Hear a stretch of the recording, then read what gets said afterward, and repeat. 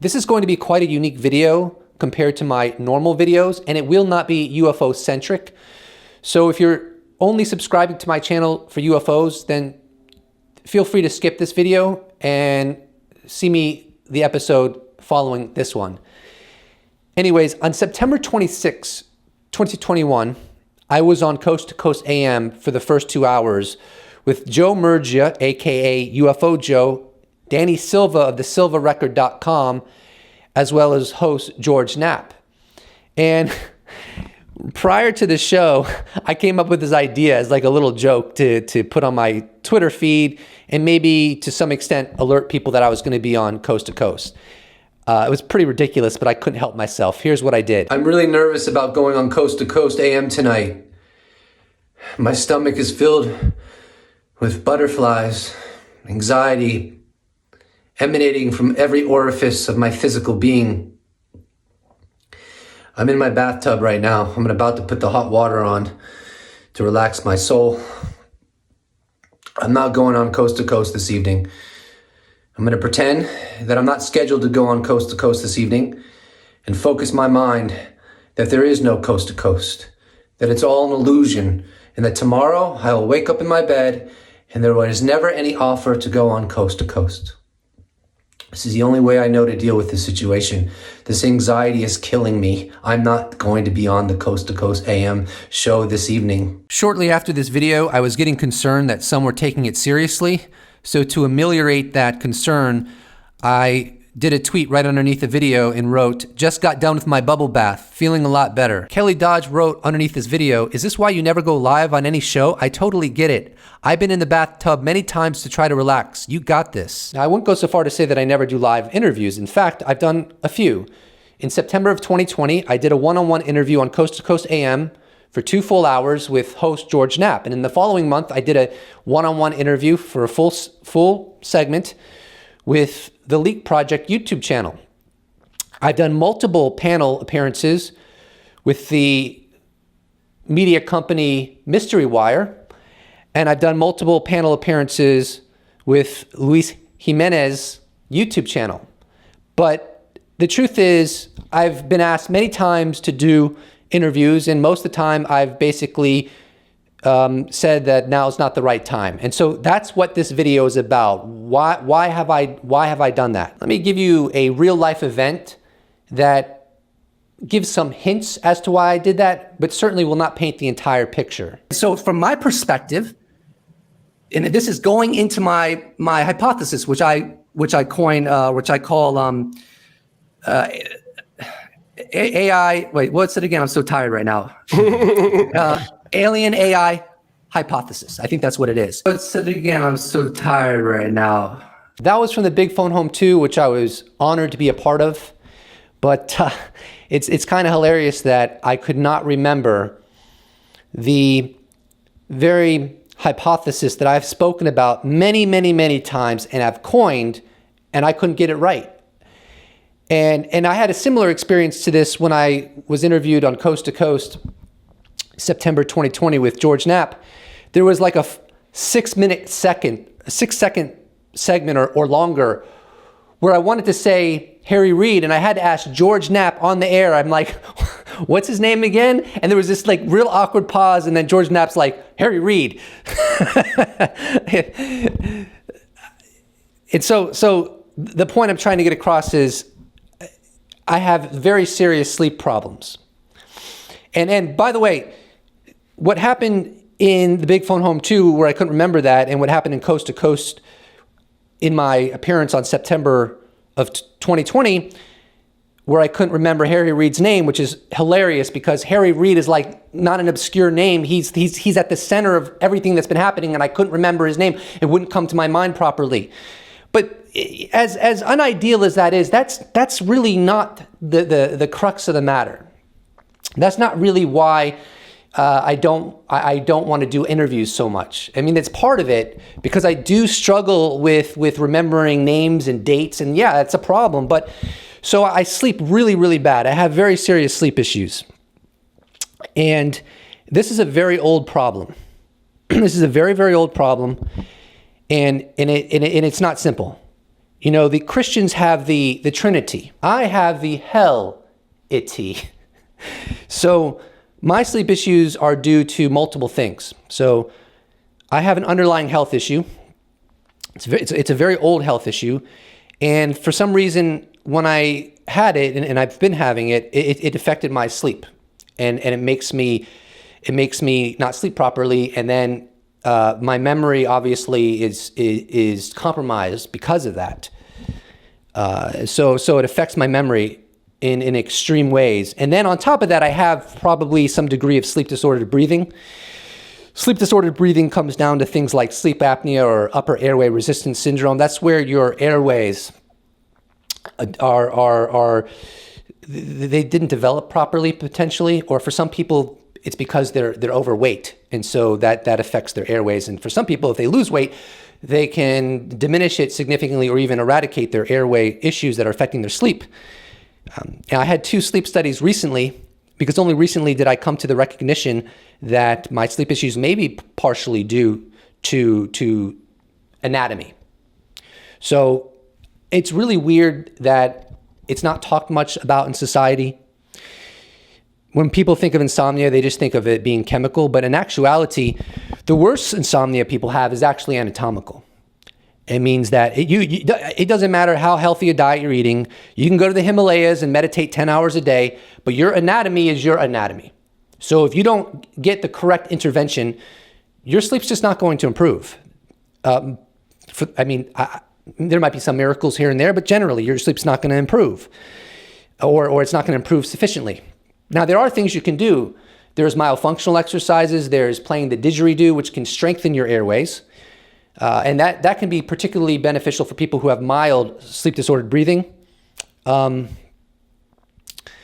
not mild, actually. It would still, if you had severe, it would still make it less. But if your sleep disordered breathing is really severe, then it's going to help, but you still got some serious issues. So this is so boring. I really don't like talking about this, but I'm going to try to get through it as quickly as possible. In both sleep studies I slept very little, which is not good for diagnosis. In the first one, they didn't find any issues, but it was only like 2 hours and 50 minutes of sleep maybe. The second one was a little bit more. They did find some very mild sleep apnea. One of my physicians said that maybe if I would have slept longer during the second sleep study, that because the longer you sleep, the more deep your sleep becomes. And the more deep your sleep becomes, the more relaxed your airways become. So it's possible that my sleep apnea would have been more severe had I had a longer duration of sleep during the sleep study. I did try a CPAP machine. I have a deviated septum, which makes using a CPAP machine very difficult, and it just wouldn't work for me. So my sleep issues are like the perfect storm, because it's not just sleep disordered breathing. In fact, sleep disordered breathing may not even be the bulk of it. That the sleep disordered breathing may just be throwing some Tabasco sauce on the wound, if you will. Although it's probably fairly significant, and I'm going to look into some solutions for that I haven't explored yet. But I think I have to deal with my underlying health issue as well. Because that's obviously causing me a lot of sleep problems for whatever reason. It's not a very well understood situation, and I'm not going to go into the details simply because I don't really like talking about my medical history on YouTube. This is not something I enjoy talking about. It's not appealing to me. I'm not sure I find it empowering, although there is something to be said for being transparent about the issues you face. But then again, with other issues you face, it makes you vulnerable, and people will use it against you 100% of the time. That's just humanity. You come out and you tell people about your problems. There is a percentage of people that are going to use it against you, and you have to know that when you do it. And maybe there's pros, but there's definitely cons. So I kind of digressed a little bit. So getting back to why my not being able to remember an easy detail during my interview in the Big Phone Home 2 with the panel, and my interview with George Knapp is not really why I don't like doing interviews. The real reason is because my sleep problems are so bad that I can't really read very much. Whether it's an article, whether it's a book, I get very little reading done because my concentration is so poor. And I know that probably seems inconceivable to most people. And I don't fault others for that, but unless you're in my shoes, you would understand, because I'm not a lazy person. I don't back down easily, but there's just sometimes, it's not even sometimes, most of the time I just can't read. You can't, I don't know what's going on, but my mind is just too fatigued, and it doesn't have the stamina. It literally doesn't have the stamina. Now, I can read Twitter because it's just little segments, and that's partially why I'm on Twitter a lot, because it's something I can do. But when it comes to like reading whole pages, and a lot of times I'll retweet articles and I'll never get back to them. I mean, there's so little I can read that I have to really prioritize. And so I'm not well read. And even what I can read, I don't remember very well. My memory is very fragmented. And so it's like, okay, I go on an interview and it's like, I don't have much to say because I don't have much information to pull from, essentially, because I just laid it out for you, because number one, my memory is really bad, and number two, I can't really read very much. I read very, very little. There are days that go by that I don't read anything, basically, and that's a shame. That's a shame, because reading is probably my favorite thing to do in the world. Acquiring knowledge is probably my favorite thing in the world, and it's something that I can barely do. And so like maybe after a nap, I'll be able to read a little bit, or if I had a unusually good night's sleep, which for most people would probably be nightmarish, maybe I'll be able to read a little bit after then. But the fatigue just comes just rushing in right after that, and it's very little reading, and I don't remember much now. I know right now someone said read audiobooks. Oh yeah, that's a fair rebuttal. Maybe I could listen to audiobooks, but then again, that still would not really solve the problem. It still wouldn't make it so that I had good recall, and I do listen to a lot of podcasts because listening is easier. So I try to make the best of the situation I can, and I'm by no means perfect. Now, this video is partially a public service announcement because sleep disordered breathing is not spoken about enough. And so I just want to put out there that one solution I've looked into that might be able to help is called MSC. It's a minor surgical procedure that an orthodontist can do that's specialized in it to widen the maxilla so that your nasal passageways can breathe better.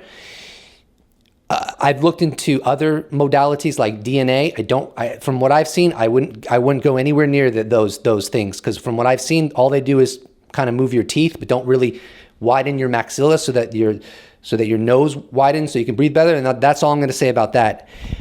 So that's why I don't really like to go on interviews, because I feel like I'm really not going to do a very good job. And you could argue that I'm being perfectionistic, but please don't moralize this, because it's really not a issue to moralize. If I didn't want to go on interviews, I'm not doing anything wrong. I'm not being immoral. I just didn't want to go on interviews. You know what I mean? I'm not breaking some sin, some law or transgression. So please keep it tempered. That being said, I know that Zach Saichi of Project Human has been badgering me recently to go on his show. And so I think I'll go on his show if he still wants me on, which is fine. Maybe I'm slightly perfectionistic, or maybe I just let me give you a great analogy. I think this is a fantastic analogy.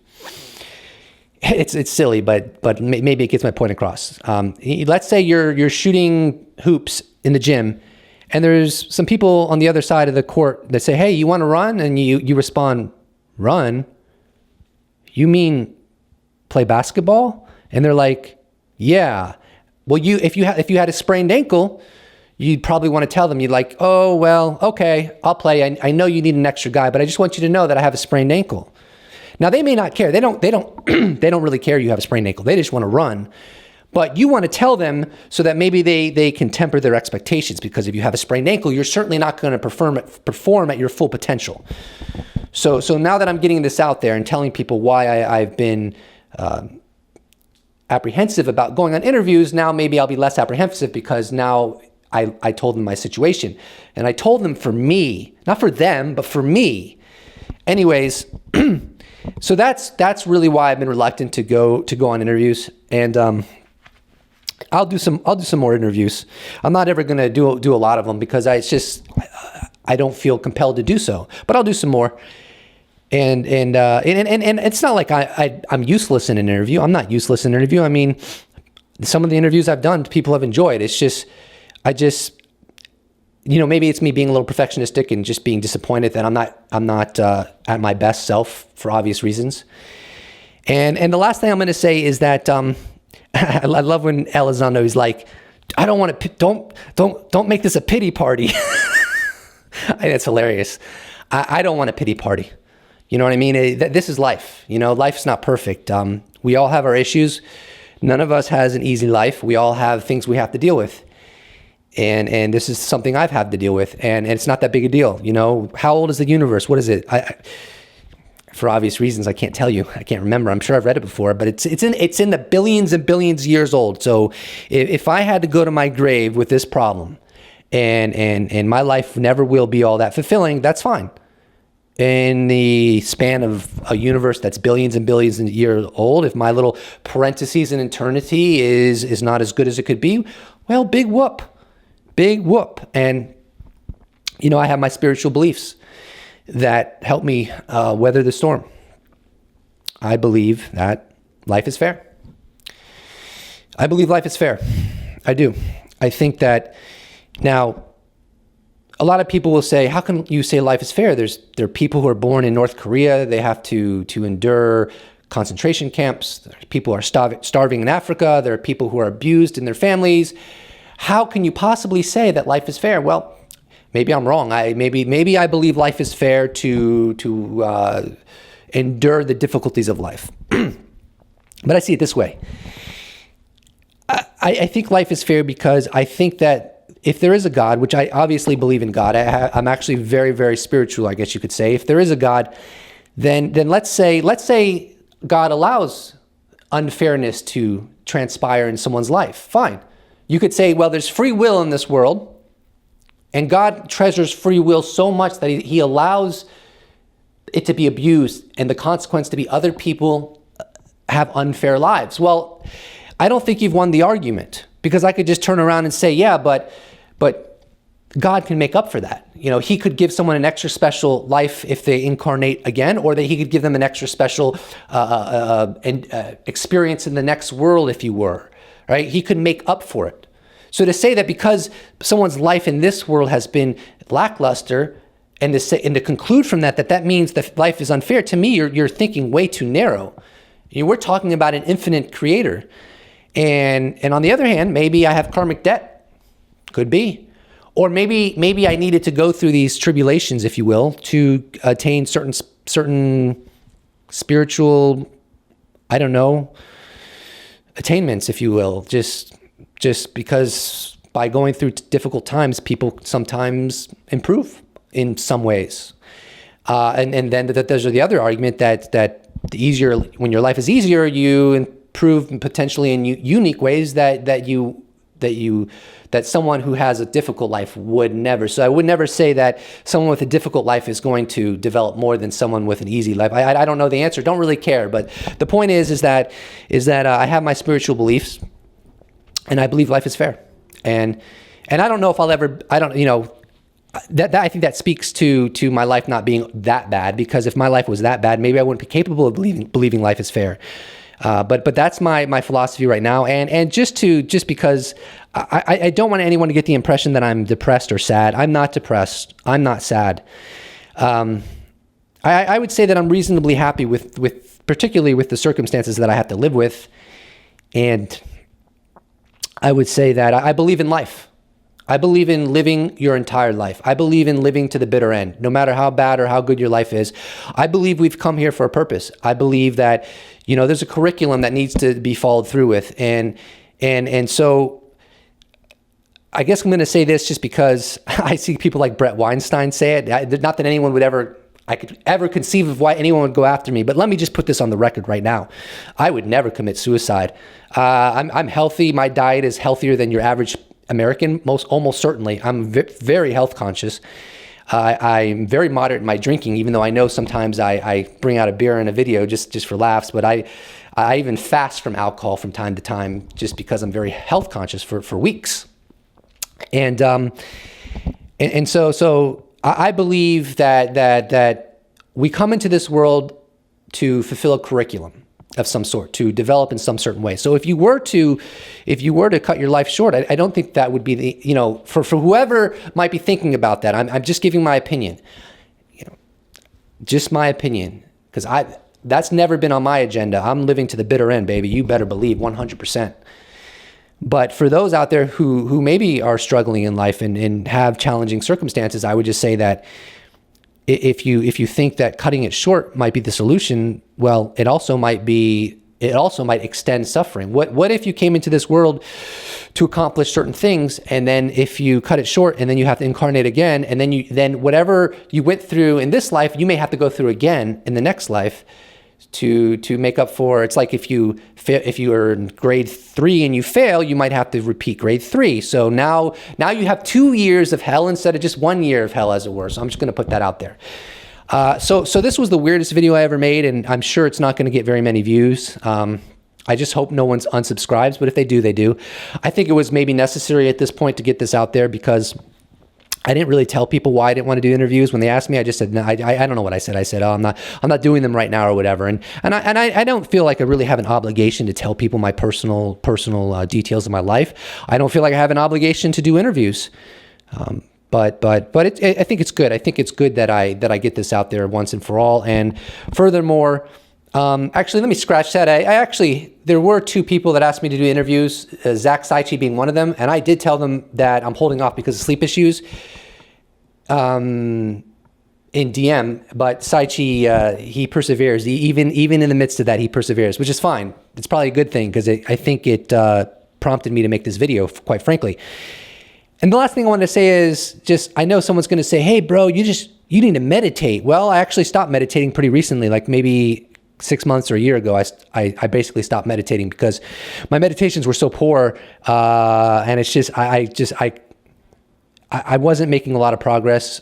I couldn't meditate very often, and it's just until I can get my sleep to improve, I'm kind of going to just stop for a while, because my meditations are terrible, because meditation is very concentration oriented. Even if it's a light concentration, there's still a element of concentration. And when you're overwhelmingly sleep deprived, it can be impossible.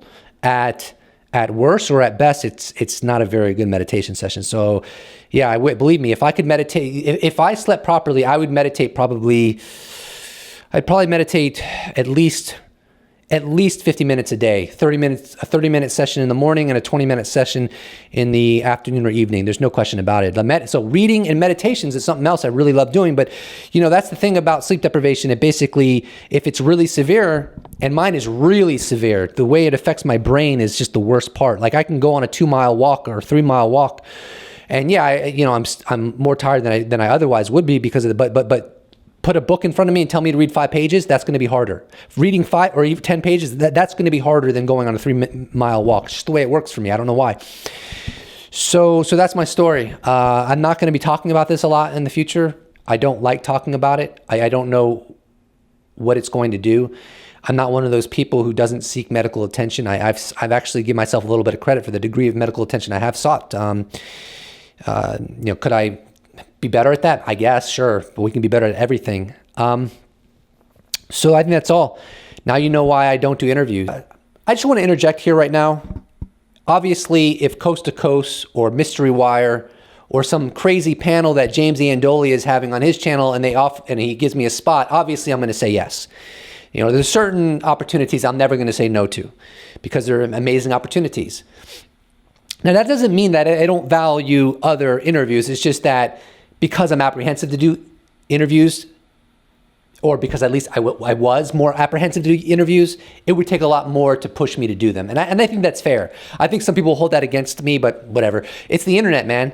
No matter what you do, you're going to upset some people and even anger some people. And that's how the internet basically operates. And you just have to accept that. And that's it. And my next video will be about UFOs, not about sleep troubles. See you in the next episode. Special thanks to all YouTube members, patrons, those who bought merch, those who have given me one-time donations. I couldn't do it without you. Thank you so much. See you in the next episode.